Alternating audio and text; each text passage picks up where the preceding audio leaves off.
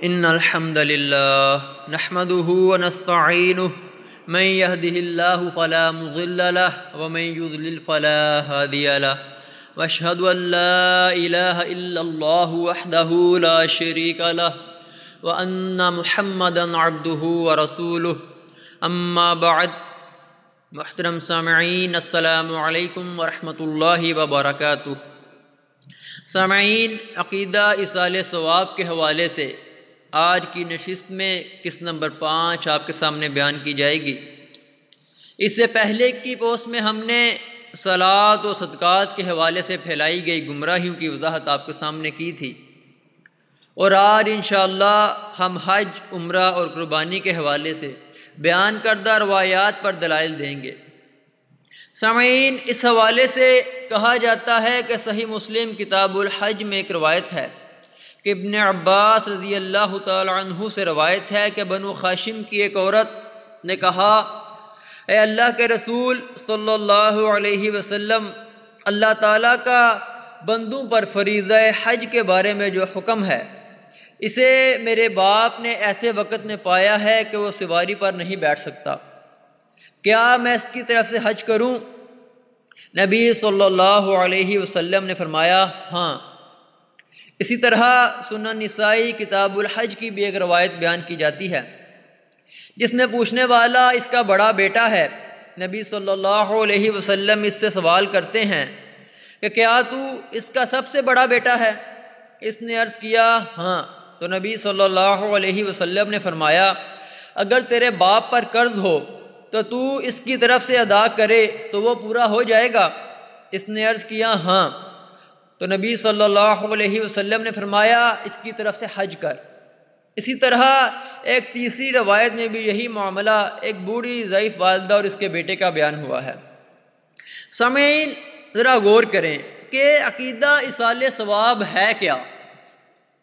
عقیدہ ایصال ثواب کا فلسفہ سامعین یہ ہے کہ زندہ کوئی عمل کرے اور اپنے زعم میں اس کا ثواب مردے کو بخش دے، لیکن اس باطل عقیدے کے ثبوت میں جو روایات بطور استدلال پیش کی جاتی ہیں، ان میں جن لوگوں کی طرف سے اجازت مانگی جا رہی ہے وہ فوت شدہ نہیں ہیں بلکہ وہ زندہ ہیں، لیکن جب حج فرض ہوا تو وہ جسمانی طور پر اس قابل نہیں کہ اس فریضے کو ادا کر سکیں، لیکن ان کی کوشش یہ ہے کہ کسی طرح سے وہ اس ثواب سے محروم نہ رہیں، اس لیے ان کی اولاد ان کی طرف سے حج کرنے کا مسئلہ پوچھ رہی ہے۔ نبی صلی اللہ علیہ وسلم نے والدین کی طرف سے حج کرنے کی اجازت تو دی ہے، مگر اس وضاحت کے بعد کہ کیا وہ اس کی حقیقی نمائندگی کرتا ہے یا نہیں۔ لیکن سامعین، مسلک پرست علماء کی کاریگری ملاحظہ فرمائیں کہ زندہ افراد سے متعلق ان احادیث کو مردوں کے ایصال ثواب کے خود ساختہ عقیدے پر چسپاں کر دیا ہے۔ عبداللہ بن عباس رضی اللہ تعالی عنہما کے حوالے سے ہی ایک اور روایت سامعین پیش کی جاتی ہے کہ قبیلہ جہینہ کی ایک عورت نبی صلی اللہ علیہ وسلم کی خدمت میں حاضر ہوئی اور عرض کیا کہ میری ماں نے حج کی نظر مانی تھی لیکن وہ حج نہ کر سکی اور مر گئی، تو کیا میں اس کی طرف سے حج کروں؟ نبی صلی اللہ علیہ وسلم نے فرمایا، ہاں، اس کی طرف سے حج کر۔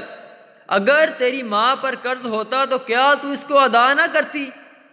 اللہ تعالیٰ کا حق تو اور بھی زیادہ ادا کیا جانے کا مستحق ہے۔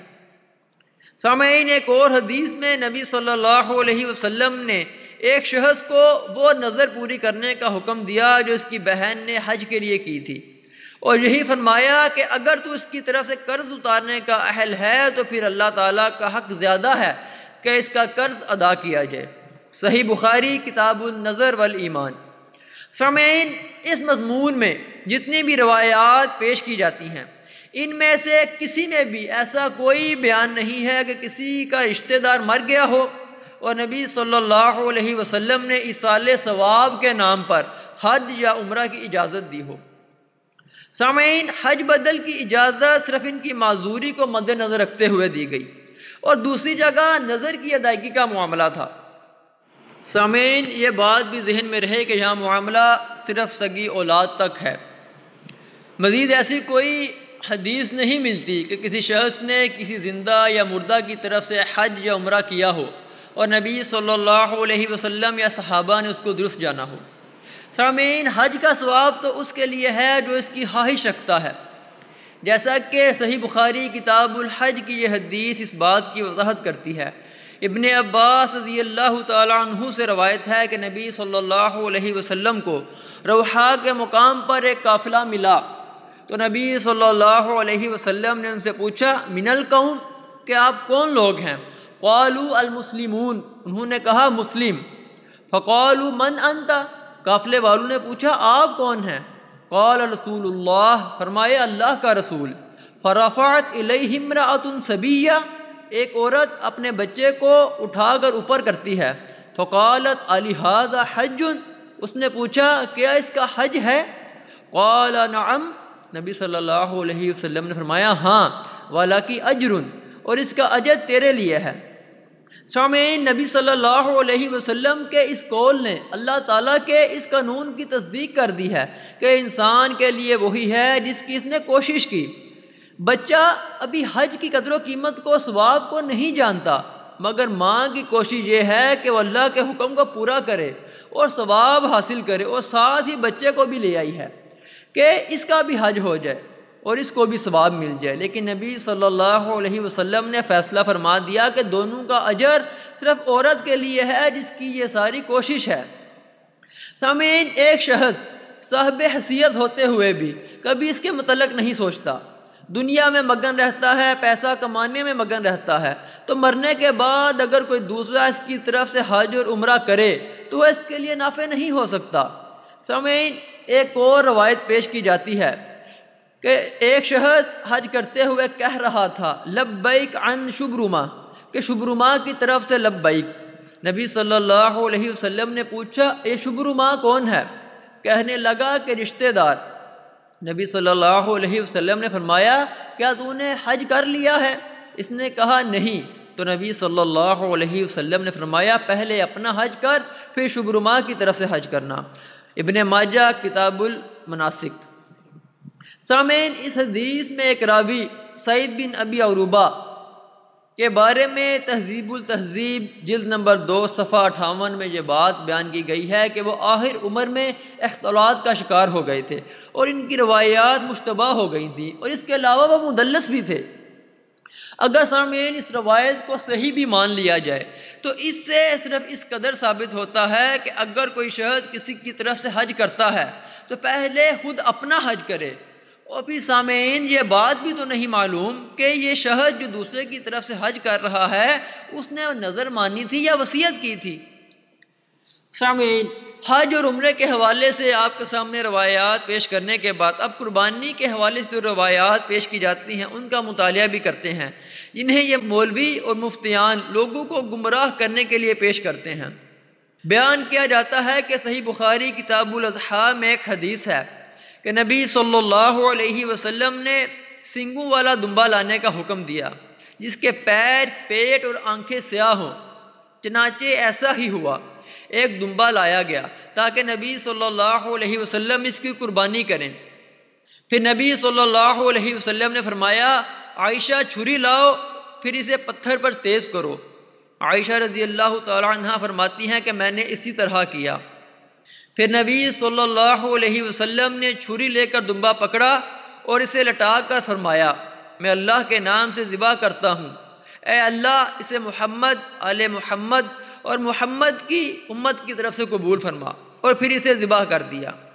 اس واقعہ کی دوسری اسناد میں سامعین کسی میں تو 2 دمبوں کا ذکر ہے، کسی میں عیدگاہ میں قربانی کرنے کا بیان ہے، اور کسی میں ذبح کرتے ہوئے یہ الفاظ کہنا روایت کیا گیا ہے کہ یہ میری امت کے ان لوگوں کی طرف سے ہے جو قربانی کی استطاعت نہیں رکھتے۔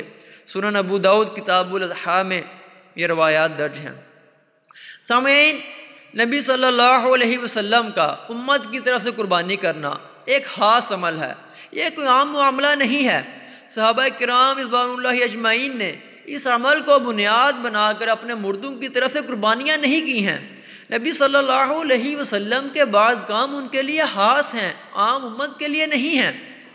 نبی صلی اللہ علیہ وسلم کے اس عمل سے ان کی نہایت درجے کی شفقت اور محبت کا اظہار ہوتا ہے جو انہیں اپنی امت سے تھی، کیونکہ نبی صلی اللہ علیہ وسلم مسلمین کے لیے باپ کی طرح تھے، اور ایمان والوں پر ان کی جان سے بھی زیادہ حق رکھتے تھے، جیسے کہ اللہ تعالیٰ نے سورۃ الاحزاب آیت نمبر 6 میں ارشاد فرمایا ہے، اعوذ باللہ من الشیطان الرجیم، النبی اولیٰ بالمؤمنین من انفسہم وازواجہ امہاتہم، بے شک نبی تو مومنوں کے لیے ان کی جانوں سے بھی زیادہ مقدم ہیں اور آپ کی بیویاں ان کی مائیں ہیں۔ سامعین، اس آیت میں اللہ تعالیٰ نے یہ بات بیان فرما دی ہے کہ اے ایمان والو، محمد صلی اللہ علیہ وسلم کی جو حیثیت ہے وہ تمہارے باپ کی ہے اور ان کی ازواج تمہاری مائیں ہیں۔ محمد صلی اللہ علیہ وسلم تمہارے لیے تمہاری جانوں کی فکر کرنے میں، تمہیں آگ سے بچانے کی فکر کرنے میں تم سے زیادہ دعا کرنے والے ہیں۔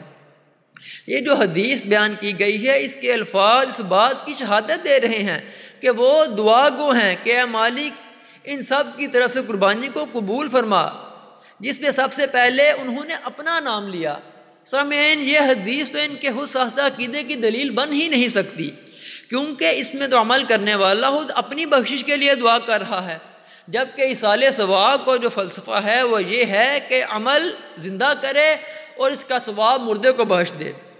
پھر نبی صلی اللہ علیہ وسلم نے فرمایا آل محمد کی طرف سے، یعنی اپنے گھر والوں کی طرف سے، یعنی سامعین یہ دعا بھی تو زندہ لوگوں کے لیے ہی ہے۔ پھر اس کے بعد نبی صلی اللہ علیہ وسلم نے فرمایا اسے محمد صلی اللہ علیہ وسلم کی امت کی طرف سے قبول فرما۔ سامعین، نبی صلی اللہ علیہ وسلم کی امت میں ضرور وہ لوگ بھی شامل ہیں جو رسول اللہ صلی اللہ علیہ وسلم کی دعوت پر لبیک کہتے ہوئے ایمان لائے تھے، مگر اس دعا کے مانگے جانے سے پہلے ہی وہ اس دنیا سے جا چکے تھے۔